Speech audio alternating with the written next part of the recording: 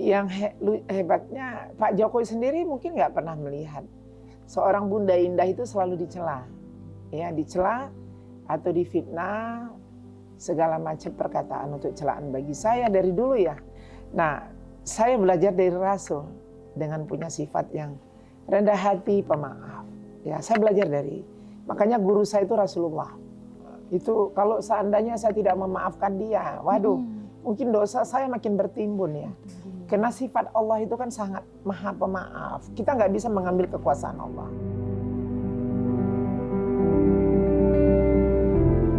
Kami cinta kepada negara kami cinta kepada presiden kami cinta kepada Bapak Joko Widodo. Kami nggak apa-apa, Pak Presiden tahu saya terlalu cinta kepada negara saya. Jadi jenis takdim itu disusupin ya oleh Ibu Maini sendiri. Dan mengatakan bahwasanya saya adalah Bunda Indah adalah sosok radikal, sosok rejim Bapak Jokowi Presiden sekarang dalam orde bergila.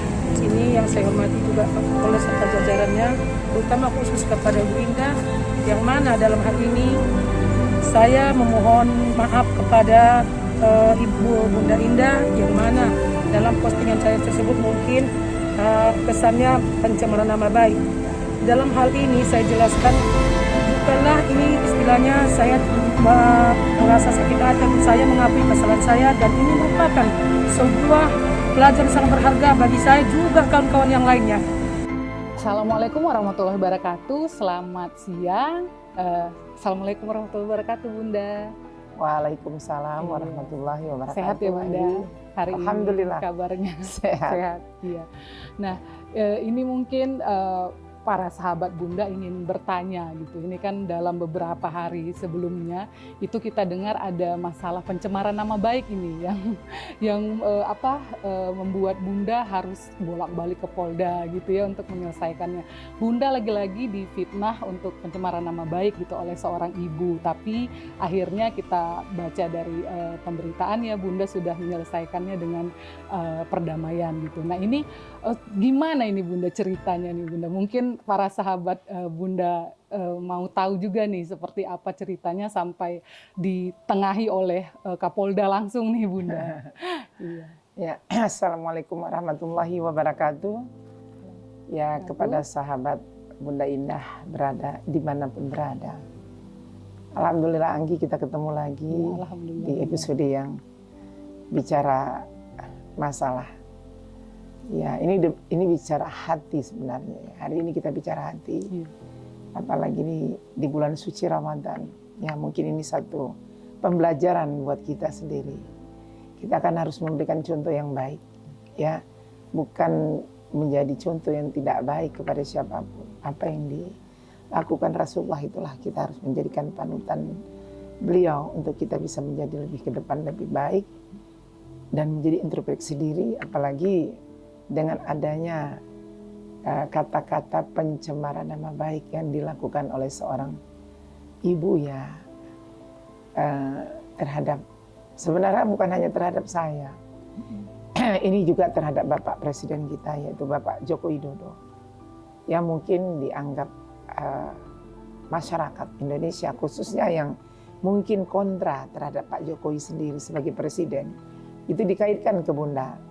Pokoknya kalau ada kaitan Pak Jokowi di mana aja, lihat muka Bunda, pasti Bunda terkait. Ya, nah, ini yang unik. Tapi bagi saya ini satu pembelajaran. Kalau sudah bicara cinta negara, suka dikait-kaitkan nih. Yang nggak baik jadi baik, yang baik jadi tak baik kaitannya. Tapi kali ini saya memang selalu dikaitkan yang tak baik. Ya. Yang hebatnya Pak Jokowi sendiri mungkin nggak pernah melihat seorang Bunda Indah itu selalu dicela, ya dicela atau difitnah, segala macam perkataan untuk celaan bagi saya dari dulu ya. Awalnya Pak Presiden kita pilih menjadi Presiden Republik Indonesia Bapak Joko Widodo itu banyak sekali, ya. Tapi inilah menjadikan satu pembelajaran bagi saya, termasuk beberapa hari yang lalu Sebenarnya saya nggak tahu ada pencemaran itu terhadap diri saya. Karena saya nggak pernah yang namanya banyak membaca hal-hal yang negatif. Alhamdulillah, akhirnya terbuka karena ada surat yang dikirim kepada saya bahwasanya ini Dumas ya. Ada yang mungkin cinta kepada Bunda. Kok Bunda ini difitnah? Sementara harusnya beliau tahu sosok Bunda Indah itu sebenarnya tidak seperti itu. Nah disitulah saya terkejut. Saya lihat kata-kata itu memang ya boleh dibilang tidak cocok dilakukan oleh seorang ibu rumah tangga yang guru ngaji rupanya.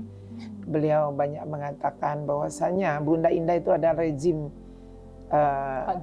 Pak Jokowi yang buruk, gila ya, yang gila. Dianggap rezimnya Pak Jokowi ini gila. Yang baru sadar saya terhadap negara gila ini. Harusnya Pak Jokowi itu tidak memecat para menteri, dia yang mundur. Apalagi dengan situasi dengan keadaan minyak goreng dan lain-lain sebagainya. Dikaitkan lagi ke Bunda. Seorang Bunda Indah itu kan begini. Saya baca aja terkejut. Sampai anak saya membalas WA beliau, mengirim WA jawabannya luar biasa. Yang dia katakan bahwasanya kami tidak takut untuk dipenjara. Kami sudah biasa keluar masuk penjara. Ya, saya adalah bukan orang kaleng-kaleng. Saya itu adalah orang eksekutif, bla bla bla. Itu sama anak saya loh yang mencoba fitnah ini ya. Tapi saya senyum mendengar itu. Saya katakan kepada anak saya, nggak usah dibalas. Kita tenang aja, insya Allah nanti kita bisa selesaikan nak dengan hati yang dingin. Alhamdulillah, Dumas tadi diterima oleh Bapak Kapolda Sumatera Utara, Bapak Panca, Bapak Wakapolda dan Diskrimsus sendiri menerima aduan itu karena ini bisa berpengaruh besar terhadap yang lain. Kalau ini dibiarkan ya, apalagi beliau seorang ibu rumah tangga yang saya lihat ternyata saya pikir sama kata-kata dia di WA kepada anak saya. Kita ketemu di Polda Sumatera Utara ya. Kalau saya melihat Bapak Panca ini bukan dia turun itu untuk ini ya, hanya membela saya, tidak. Justru dia itu menengakan apa langkah Bunda terhadap orang yang mencemarkan nama Bunda bersama Pak Jokowi. Itu yang beliau inginkan. Beliau pancing saya. Saya katakan, saya pengen ketemu dengannya Pak Kapolda. Boleh nggak saya ditemukan? Itu tadi. Anggi, karena saya melihat ini kalau nggak saya ketemu, pasti beliau akan lebih membesarkan lagi fitnah ini untuk orang. Mungkin dia bisa menjadikan satu dosa besar ya. Karena tanpa bukti, tanpa ada melihat, tanpa mengenal. Kita menjelekkan orang lain itu kan suatu kezoliman ya. Kejahatan yang menjadikan nanti bisa pengaruh besar terhadap negara dan bangsa ini. Iya, ini kan mungkin Bunda yang menarik nih Bunda. Ini kan bukan sekali dua kali Bunda mengalami hal seperti ini gitu. Nah, kalau dikatakan kan ini juga merupakan masalah yang tidak mudah mungkin bagi pelakunya. Ini bisa terjerat hukum ITE gitu ya, Bunda bisa dibui sekian tahun gitu. Nah, ini kenapa ya membuat Bunda itu meski sudah mengalami beberapa sering dari dulu ya Bunda dari dulu, tapi masih mau memaafkan, masih mau berdamai gitu kepada si pelaku ini. Gimana nih Bunda? Kenapa Bunda masih mau memaafkan dan ya berdamai dengan mereka? Lapang dada ya. Lapang dada. Jadi begini, Allah menurunkan Al-Quran sebagai pedoman yang langsung diberikan kepada Rasul sebagai wahyu. Semua isi Al-Quran itu adalah kebaikan. Ya, nggak ada yang satu ayat pun diajarkan kita untuk satu kejahatan. Nah, saya belajar dari Rasul dengan punya sifat yang rendah hati, pemaaf. Ya, saya belajar makanya guru saya itu Rasulullah. Nah, pedoman saya Al-Quran. Apa yang diajarkan Rasul, saya berusaha untuk bisa mengikuti. Salah satu adalah memaafkan para musuh, para orang yang menjelekkan kita. Itu sebenarnya berat. Ya, tapi alhamdulillah setiap saya melakukan pintu maaf terhadap siapapun yang menyakitin saya. Memang dari kecil saya sudah disakitin hidup saya. Ternyata itu yang menjadikan satu kekuatan iman saya untuk lebih kuat mencintai Allah. Pertarungan antara nafsu dengan iman, apalagi dengan orang yang menjelek-jelekkan kita, musuh kita. Dia melempar kita dengan segala cara untuk dia bisa membakar tubuh kita. Saya lawan dengan senyum dan memaafkan. Dan saya tidak pernah melawan dengan segala cara. Bisa aja memudahkan. Kalau orang mengatakan, wah Bunda Indah sangat mudah untuk membicarakan orang ataupun membalas kejahatan. Wah, saya justru sangat berat. Karena saya bukan siapa-siapa. Yang bisa membalas semuanya kejahatan, kebaikan itu hanya perbuatan kita sendiri. Ya Allah mendampingi kepada orang-orang yang melakukan kejahatan maupun kebaikan itu. Jadi salah satu ibu, namanya Ibu Maini. Maini ini salah satu di dalam majelis taklim. Saya ya salah satu di majelis taklim di Sumatera Utara. Nah itu contoh dulu, hampir sama dengan yang lain. Dia menjelek-jelekkan saya, itu tadi saya sampaikan sama Bapak Kapolda, Pak Diskrimsus, tolong temukan saya sama beliau, biar beliau kenal saya. Alhamdulillah saya ketemu beliau. Anggi supaya tahu, juga Permisa, dan pecinta Bunda Indah yang ada di Indonesia, khususnya Sumatera Utara. Bukan saya, bukan beliau yang minta maaf duluan sama saya, tapi saya yang minta maaf. Kenapa? Kenapa? Saya malu sama diri saya. Malunya begini, Anggi. Sama dengan Rasulullah. Jangan sampai orang berdosa karena saya. Itu yang saya menangis. Kemarin saya waktu mengucapkan satu kata, dua patah kata terhadap yang hadir, terhadap juga Ibu Maini tadi. Saya minta maaf, Bu. Gara-gara Ibu jadi berdosa. Kalau bisa pukul saya atau ludahi saya, tapi jangan di depan orang. Ibu kasihan, berapa juta itu yang menonton. Betul kan? Betul. Tapi kalau cuma seorang Bunda Indah yang menonton, Ibu nggak akan masuk neraka. Ibu boleh tampar saya, Ibu boleh hina saya kalau Ibu membenci saya. Seorang Bunda Indah itu nggak ada hebatnya. Dia cuma sampah. Dia nggak ada kepentingan apapun di negara Republik Indonesia ini. Hanya dia ingin bagaimana suatu saat dia meninggal diterima Allah sebagai hambanya. Bagaimana Rasulullah itu bisa tidak kecewa kepada umatnya. Itu saya menangis. Kenapa orang selalu menjelekkan saya? Sementara saya selalu membalas kebaikan itu kan. Saya cuma sedih dan nangis itu. Kenapa umat Islam yang melakukan itu kepada saya? Sementara umat yang lain justru bukan agama saya. Justru sangat mencintai saya. Itu yang saya herankan. Sesama agama, Islam itu suci, Islam itu bersih. Ya, di bulan suci Ramadan itu untuk melirik jelek aja, melirik mata kita aja. Kalau itu tidak sesuai dengan hati kita, udah satu dosa kan. Bagaimana dengan mulut? Sampai saya korban gara-gara saya melakukan mungkin statement terhadap Bapak Menteri Agama. Itu saya korban sebenarnya untuk menegur Bapak Menteri Agama. Supaya umat Islam itu tahu bahwasanya saya nggak pernah membedakan siapapun. Biar apalagi dikatakan saya orang Pak Jokowi. Saya tegur sekalipun kalau Pak Jokowi, Pak Presiden itu salah di hadapan saya tegur beliau. Kalau itu satu kebenaran. Tapi harusnya berterima kasih mereka, udah saya tegur demi kebaikan.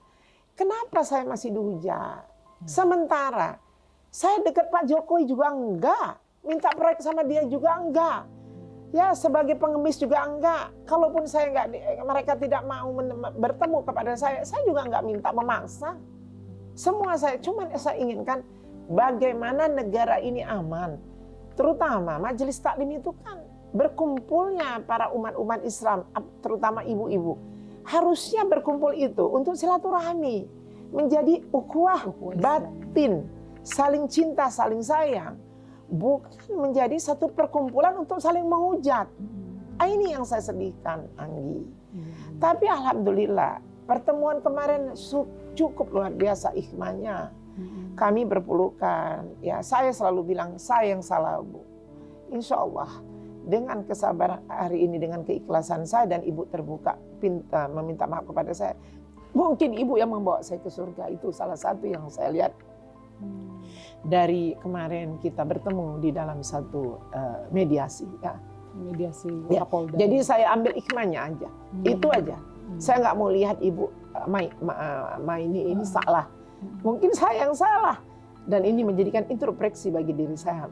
Ke depan untuk saya itu makin cinta kepada Allah, itu aja. Itu aja. Ini kan luar biasa ya, malah Bunda yang ingin dimediasi gitu kan, padahal kalau sudah dilaporkan mungkin si pelaku bisa bermasalah hukum gitu. Wah, Bunda. Ini empat pidana yang pidana yang terjerat ya. Ini terjerat. Bunda, menurut Bunda ini kenapa Bunda harus merasa tidak merasa tidak enak mungkin di dalam diri atau merasa bersalah gitu, padahal ada orang yang mencemarkan nama baik Bunda tadi gitu kan. Ini dan Bunda yang minta mediasi ini, menurut Bunda dampaknya apa gitu kalau Bunda tidak melakukan itu gitu. Ya, itu kalau seandainya saya tidak memaafkan dia, waduh, mungkin dosa saya makin bertimbun ya. Karena sifat Allah itu kan sangat maha pemaaf. Kita nggak bisa mengambil kekuasaan Allah. Tapi pemaafnya boleh kita tiru Allah Subhanahu wa Ta'ala untuk dia bisa untuk jadi pemaaf. Dia menciptakan kita, dia memberikan satu kenikmatan untuk kita. Dia lihat kesalahan seluruh hambanya. Ya, dia berada di urat leher kita paling dekat. Kenapa saya harus dendam? Sang pencipta Azza wa Jalla terhadap kita, dia maafkan seluruh kesalahan hambanya. Itu yang dilakukan Rasulullah sebagai kekasih Allah. Pengen juga menjadi kekasihnya. Ya, mungkin mana tahu ajal saya sampai tiba. Ibadah saya yang diterima Allah adalah sifat pemaaf saya. Mungkin bukan dari. Untuk apa kalau kita cuma berpuasa, sholat, 2 kalimat syahadat, haji. Tapi hati kita sekeras batu. Kita merasa ego lebih tinggi. Kita merasa kita ini benar. Ya kan? Tapi ternyata kita hanya sampah di hadapan Allah. Lumayan cuma sampah di dunia. Sampah di akhirat. Kita menjadikan kerak neraka itu. Nah, itu yang saya takut. Terjepit pintu aja sakit. Bagaimana siksa nanti tidak di alam barzah maupun di akhirat nanti. Ternyata Allah membenci kita karena kita tidak memaafkan para orang-orang yang diuji Allah untuk menguji kita dengan satu itu tadi. Salah satu ibu Maini memperguncingkan atau memfitnah kita. Entah Allah perintahkan untuk bisa saya itu lebih tawakal kepada Allah. Kan saya bilang harta yang paling, kalau saya ya, harta yang paling luar biasa di dalam diri saya, kehidupan saya adalah ikhlas. Dan kehidupan saya untuk mencapai tangga bertakwa adalah sabar. Tanpa dua ini nggak akan dapat saya untuk bertakwa kepada Allah. Hanya itu yang saya punya. Sampai sekarang saya mau belajar ikhlas dan bersabar. Ya, baru saya bisa dikatakan bertakwa kepada Allah. Tanpa ada kata-kata ikhlas dan sabar, sayalah manusia termiskin di dunia ini karena saya tidak mampu untuk bertakwa kepada Allah.